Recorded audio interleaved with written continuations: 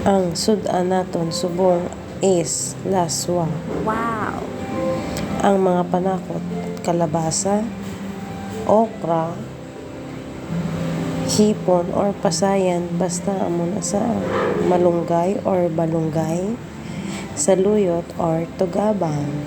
Hindi ko na vinidyo kung paano siya niluto, basta yan na yung complete process. Yung tawag sa amin yan, laswa. Dito siguro sa inyo is bulanglang. Tama ba? Healthy living muna tayo. For today's video. Ngayon lang ako nakapag-upload eh. Busy person kasi. Busy sa work. Wala nang time minsan mag-vlog. That's all for today's video. Luto na ang laswa. Kain na tayo. Sa Ilonggo, kaon na ta. See you on the next one.